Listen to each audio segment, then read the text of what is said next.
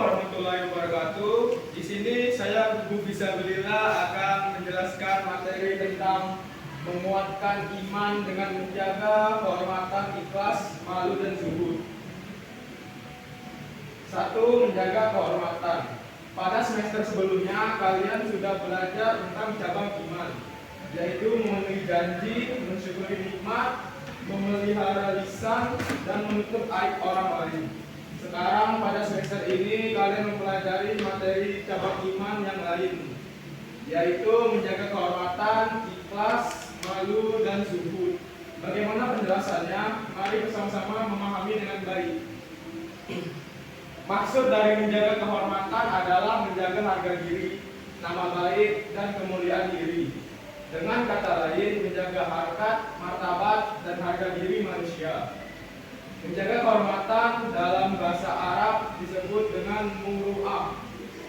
Muru'ah adalah proses penjagaan tingkah laku seseorang agar sejalan dengan ajaran agama, menghiasi diri dengan akhlak terpuji, dan menjauhi segala bentuk keburukan.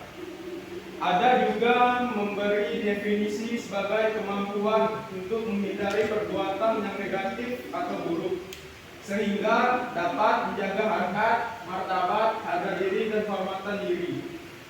Selain muru'ah, juga disebut sebagai dengan istilah ifta secara bahasa. Istilah ifta berarti mencegah dari sesuatu yang tidak bermanfaat atau menjauhi hal yang buruk dan terlarang. Sedangkan secara istilah berarti sifat yang menjadikan seseorang dapat menghindari dari menuruti hawa nafsunya. Sikap muru'ah dibagi menjadi 3 macam, yaitu 1. Muru'ah terhadap diri sendiri. Maksudnya adalah mempertahankan serta melaksanakan perilaku yang mulia dan menghindari perilaku yang tercela dimanapun dan kapanpun, meskipun dalam keadaan sendiri. 2. Muru'ah terhadap sesama makhluk. Maksudnya adalah menjaga perilaku yang mulia dan menghindari perilaku yang tercela kepada orang lain, baik di lingkungan keluarga, sekolah, dan masyarakat. 3. Muru'ah terhadap Allah Subhanahu wa Ta'ala. Maksudnya merasa malu kepada Allah Subhanahu wa Ta'ala sehingga membuat seseorang untuk selalu melaksanakan sesuai perintahnya, menjauhi semua larangannya, dan merasa malu apabila berbuat maksiat kepadanya. Sekarang bagaimana contoh menjaga muru'ah? Di antara contoh muru'ah dalam kehidupan sehari-hari adalah 1. Menjaga perkataan dengan tidak mengejek teman ataupun berkata kasar. 2. Menggunakan pakaian yang mencerminkan syariat Islam, bukan menggunakan pakaian yang menampakkan lekuk tubuh. 3. Menjauhi pergaulan bebas dan zina. 4. Menjauhi makan dan minuman yang haram. 5. Menggunakan harta di jalan yang baik, diantaranya bisa dengan bersedekah, menyantuni anak yatim, memberikan beasiswa. 6. Tidak menyalahgunakan jabatan yang dimilikinya. Contoh-contoh di atas merupakan muru'ah dalam diri seseorang. Menurut Al-Jurjani dalam kitab Al-Ta'rifah bahwa muru'ah adalah kekuatan hati yang menjadi sumber lahirnya sifat-sifat terpuji, baik secara dalil syar'i, akal, dan tradisi. Oleh karena itu, betul yang telah disampaikan Nabi SAW bahwa kekayaan yang sejati adalah kekayaan hati, sebagaimana diriwayatkan oleh Abu Hurairah. Di sini saya akan membacakan surat tentang ikhlas. Inna anzalna ilaika kitaba bil haqqi fa'budillaha muslihal lahuddin. Sesungguhnya kami menurunkan kitab Al-Quran kepadamu Nabi Muhammad dengan hak, maka sembahlah Allah dengan mengikhlaskan ketaatan kepadanya. Yang kedua yaitu ikhlas. Kata ikhlas dari bahasa Arab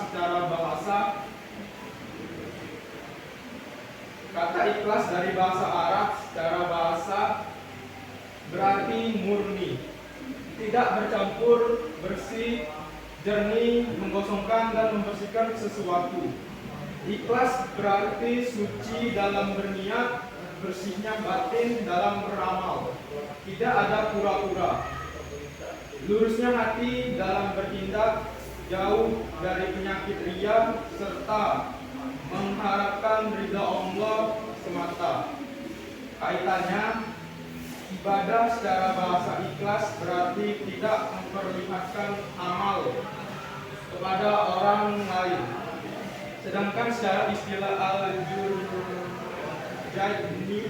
dalam kitabnya Al-Ta'rifat memberikan pengertian ikhlas adalah membersihkan amal perbuatan dari hal-hal yang mengotorinya, seperti mengharap pujian dari makhluk atau tujuan-tujuan lain selain dari Allah, termasuk juga tidak mengharapkan amalnya disaksikan oleh selain Allah. Dengan kata lain, ikhlas adalah sikap yang dilakukan seseorang dalam melaksanakan perintah-perintah Allah Subhanahu wa Ta'ala dan tidak mengharap sesuatu apapun kecuali ridha Allah Subhanahu wa Ta'ala.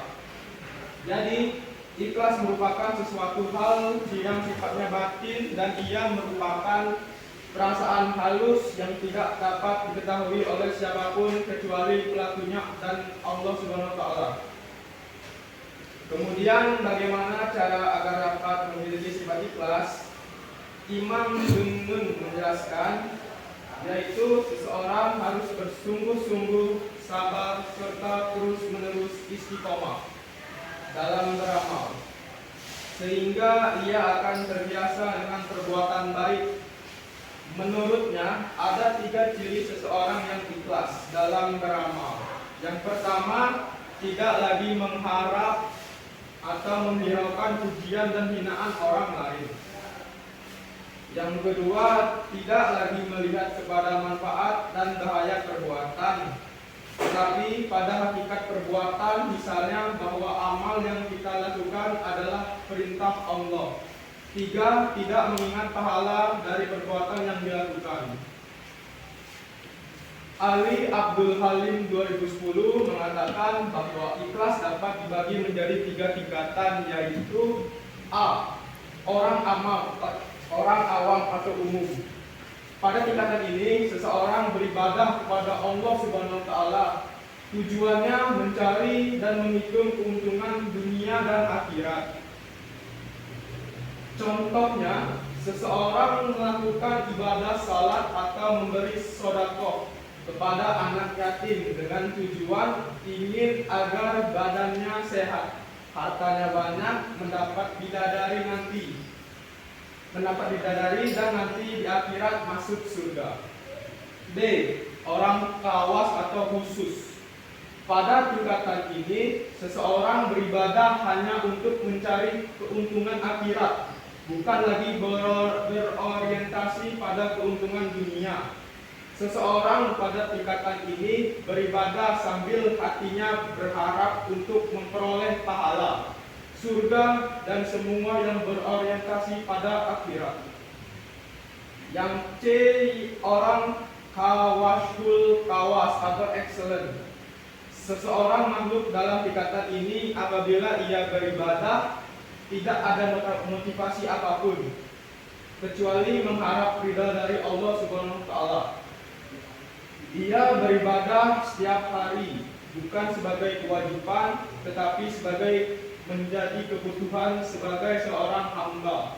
Dengan kata lain, ia beribadah tidak lagi didasari keinginan dunia maupun akhirat, melainkan didasari oleh rasa mahabbah atau cinta dan rindu kepada Allah Subhanahu wa Ta'ala, sehingga orang pada tingkatan ini mencapai kenikmatan dalam setiap ibadah yang dikerjakan. Sekarang, apa manfaatnya kalau kalian mempunyai sifat ikhlas? Di antara manfaatnya adalah terhindar dari tipu daya setan atau iblis, sehingga kalian dapat selamat dari berbagai macam godaan dan tipu daya yang menyebabkan kalian jauh dari petunjuk agama. Manfaat lain dari ikhlas adalah akan selamat dari siksa dan akan mendapatkan derajat yang tinggi kelak di akhirat. Di sini saya akan membacakan surat tentang ikhlas.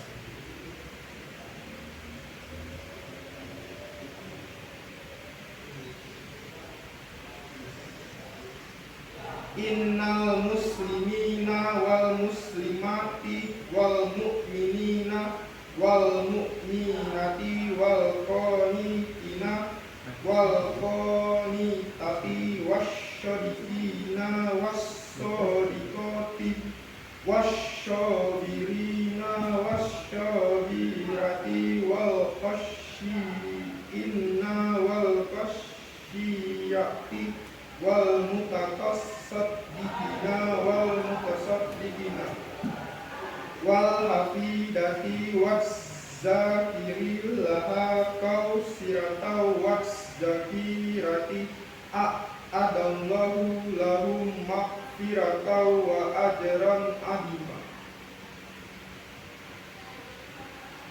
Yang ketiga yaitu malu. Malu dalam bahasa Arab disebut kata hayya. Malu disebutkan oleh Nabi sebagai cabang dari iman, karena dengan sifat malu dapat tergerak melakukan kebaikan dan menghindari keburukan. Sifat malu akan mengantarkan seseorang pada kebaikan. Jika ada seseorang yang tidak berani melakukan kebaikan, maka sebabnya bukan sifat malu yang dimilikinya, tetapi itu disebabkan sifat penakut dan kelemahan yang dimiliki seseorang tersebut. Demikian Imam Nawawi menjelaskan dalam kitab Syarh Sahih Muslim. Dalam hadis tersebut, Nabi Muhammad SAW menegur seorang laki-laki yang sedang mencela sifat malu yang dimilikinya saudaranya. Sifat malu dalam hadis tersebut adalah bagian dari cabang iman. Mengapa? Karena sifat malu dapat menghindarkan seseorang dari perbuatan maksiat dan hal-hal yang dilarang agama. Badruddin Abi Muhammad Mahmud bin Ahmad Al-Aini dalam kitab Umdah Al-Qari Syarh Sahih Al-Bukhari Juz 1. Menurut Ibnu Hajar penulis kitab Fath Al-Bari, malu dibagi menjadi dua, yaitu satu, malu naluri atau bariza, yakni sifat malu yang Allah ciptakan pada diri hamba sehingga mengantarkan hamba tersebut melakukan kebaikan dan menghindari keburukan, serta memotivasi untuk berbuat yang indah. Inilah yang termasuk cabang iman karena bisa menjadi perantara menaiki derajat iman. Yang kedua, malu yang dicari atau dilatih, muktasab. Sifat malu ini ada kalanya bagian dari iman, seperti rasa malu sebagai hamba di hadapan Allah pada hari kiamat, sehingga menjadikannya mempersiapkan bekal untuk menemui Allah di akhirat nanti. Ada kalanya juga malu ini bagian dari ihsan, seperti malunya hamba karena adanya takarub atau merasa selalu dalam pengawasan Allah. Inilah puncak dari macam-macam cabang iman. Dengan demikian, sifat malu sangat penting dimiliki oleh setiap manusia, karena dapat menjadi perantara meningkatkan keimanan sampai pada puncaknya. Sufyan Tsauri 2019 menegaskan bahwa manusia yang memiliki sifat malu haya ialah yang mampu untuk menahan dan menutup diri dengan hal-hal yang akan dapat mendatangkan aib atau keburukan pada dirinya.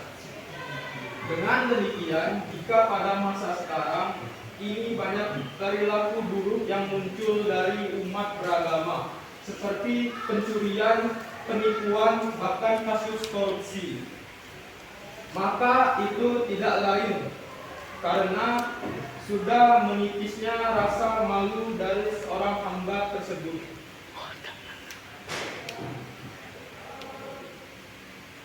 Di sini saya akan membacakan surat tentang zuhud. Surat tentang malu. An ibdillahi Umar radhiyallahu anhuma marran nabiyya sallallahu alaihi wasallam ala rajul wa huwa ya'atibu akhafu fi haya yaqulu innaka latastahti hatta ka'annahu yaqul qad adarabbi faqala Rasulullahi sallallahu alaihi wasallam da'u fa inna haya amina ya amina iman. Artinya, dari Abdullah bin Umar, suatu Nabi SAW bertemu dengan seorang laki-laki yang mencela saudaranya yang pemalu. Bahkan lelaki tersebut mengatakan rasa malu telah membahayakanmu. Maka Rasulullah bersabda, berhentilah kamu mencela saudaramu, karena malu adalah bagian dari iman. Yang keempat, zuhud. Zuhud secara bahasa berarti sesuatu yang sedikit tidak tertarik terhadap sesuatu dan meninggalkannya. Jadi zuhud berarti meninggalkan dari kesenangan dunia untuk lebih mementingkan ibadah. Orang yang melakukan zuhud disebut dengan zahid. Dalam kaitan dunia, zuhud diartikan meninggalkan dunia dan menganggap dunia adalah hal yang hina. Meskipun demikian, perlu diingat, perilaku zuhud bukan berarti tidak memperlihatkan urusan duniawi, atau bukan berarti tidak memiliki harta dan menghasilkan diri dari dunia. Para ulama menjelaskan bahwa hal tersebut bukanlah maksud dari zuhud. Menurut Abu Sulaiman Ad-Darani, zuhud adalah meninggalkan sesuatu yang dapat menyibukkan diri sehingga kita melalaikan Allah. Dengan kata lain, menurut Abu Sa'id bin Al-Arabi dari para gurunya, zuhud adalah mengeluarkan kemuliaan harta dari hati kita. Maksudnya harta yang dimiliki tidak menjadikan hati ini jauh dan lalai dari Allah. Bahkan ulama lain menambahkan bahwa harta yang kita miliki harusnya dapat menjadi sarana alat mendekatkan diri kepada Allah. Ragib Al-Isfahani menjelaskan bahwa zuhud bukan berarti meninggalkan usaha untuk menghasilkan sesuatu, seperti yang banyak disalahpahami. Karena yang seperti itu mengantarkan pada kerusakan alam dan bertentangan dengan takdir dan peraturan Allah. Menurutnya, orang yang zuhud terhadap dunia adalah orang yang cinta kepada akhirat, sehingga ia menjadikan dunia untuk akhirat, yakni menjadikan harta duniawi untuk kebutuhan dan keperluan akhirat, sehingga harta yang dimiliki dapat mengantarkan kebahagiaan dan manfaat baginya di akhirat. Haidar Bagir mengutip Imam Al-Ghazali dalam kitabnya Ihya Ulumuddin diriwayatkan bahwa suatu saat Rasulullah sedang berjalan bersama para sahabat. Sampai di suatu tempat Rasulullah menunjuk kepada seonggokan benda. Kemudian Rasulullah bertanya, apa itu? Kemudian sahabatnya menjawab, bangkai anjing ya Rasul. Rasul bertanya kembali kepada sahabat, bagaimana sikap kalian terhadapnya? Kami merasa jijik, jawab para sahabat. Maka Rasulullah pun bersabda, begitulah seharusnya sikap seorang mukmin terhadap dunia. Anjuran zuhud dalam bertasawuf dilatar belakangi oleh keyakinan kalangan Sufi bahwa manusia cenderung selalu menikmati hal-hal yang bersifat keduniaan yang mubah, sehingga akhirnya dapat menyebabkan manusia terjerumus ke sikap berlebihan sebagaimana penjelasan sebelumnya. Dalam Islam, cinta dunia bukan berarti meninggalkan harta duniawi. Imam Ghazali dalam kitab Ihya Ulumuddin menjelaskan bahwa zuhud bukan berarti meninggalkan harta duniawi. Perilaku zuhud adalah seseorang yang mampu mendapatkan atau menikmati dunia tanpa menjadikan dirinya hina, tanpa menjadikan nama baik buruknya, tanpa mengalahkan kebutuhan rohani, dan tanpa menjadikannya jauh dari Allah. Di sini saya akan menceritakan kisah inspiratif tentang kezuhudan dan kesabaran Sayyidah Fatimah dan Ali bin Abi Thalib. Kehidupan Sayyidah Fatimah, putri Nabi Muhammad SAW, sikap sangat sederhana dan jauh dari kemewahan. Kisah ini menjadi salah satu contoh kenyataan hidup serba sulit yang dihadapi Fatimah. Ketika ia meminta pembantu kepada bapaknya yang tiada lain adalah Rasulullah SAW. Suatu saat Fatimah mendatangi Rasulullah untuk menyampaikan kondisinya. Adakah wahai putriku? Tanya Rasulullah. Fatimah menjawab, saya datang untuk mengucapkan salam kepadamu, wahai bapakku. Fatimah merasa malu dan menyampaikan permintaannya kepada bapaknya, sehingga dia langsung pulang. Melihat kedatangannya, Ali bin Abi Thalib bertanya kepada istrinya, apa yang telah engkau lakukan terhadap keinginan bapakmu? Ia menjawab, saya malu untuk menyampaikan keinginanku, meminta seseorang membantu. Singkat cerita, Ali dan Fatimah menghadap Rasulullah SAW. Ali berkata, wahai Rasulullah, saya selalu mengambil air sendiri untuk dibawa ke rumah, sehingga hal tersebut membuat dadaku terasa sakit. Kemudian Fatimah juga menyampaikan, aku juga sering menumbuk gandum dengan tanganku sendiri, sehingga tanganku menjadi kasar. Sementara engkau, wahai ayahku, dikaruniai oleh Allah banyak tawanan, maka berilah aku seseorang untuk menjadi pembantu di rumahku. Mendengar permintaan Ali dan Fatimah, Rasulullah SAW menjawab, demi Allah, aku tidak akan memberikan kepada kalian apa yang kalian minta, dan aku membiarkan para ahlul suffah terlantar kelaparan dengan mengganjal perut mereka karena aku tidak mendapatkan apa yang harus aku berikan kepada mereka. Tetapi ketahuilah, sesungguhnya budak-budak yang ada itu aku jual, lalu hasil dari penjualan mereka digunakan untuk memberi nafkah para ahlul suffah yang lebih membutuhkan.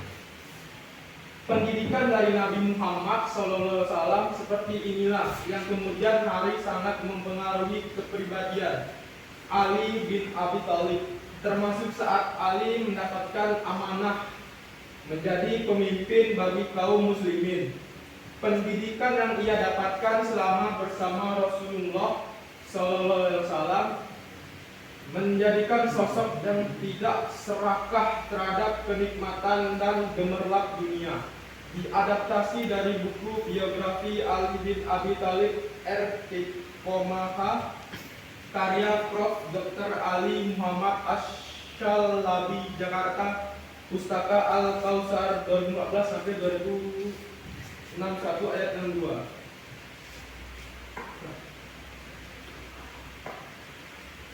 Rangkumannya kesimpulannya yaitu 1. Di antara cabang iman adalah menjaga kehormatan, ikhlas, malu, dan zuhud. 2. Menjaga kehormatan adalah proses penjagaan tingkah laku seseorang agar sejalan dengan ajaran agama, menghiasi diri dengan akhlak terpuji, dan menjauhi segala bentuk keburukan. 3. Ikhlas adalah beribadah karena Allah, bukan karena selainnya. 4. Malu atau haya ialah seseorang yang mampu menahan dan menutup diri dari hal-hal yang akan mendatangkan aib atau keburukan pada dirinya. Sifat malu sebagai cabang iman dapat tergerak melakukan kebaikan dan menghindari keburukan. 5. Yaitu zuhud, meninggalkan dari kesenangan dunia untuk lebih mementingkan ibadah. Dengan kata lain, zuhud adalah cara kita menyikapi harta dunia yang kita miliki, tidak menjadikan kita lalai dan jauh dari ajaran agama Islam. Cukup sekian penjelasan tentang zuhud, malu, dan ikhlas. Saya tutup. Assalamualaikum warahmatullahi wabarakatuh.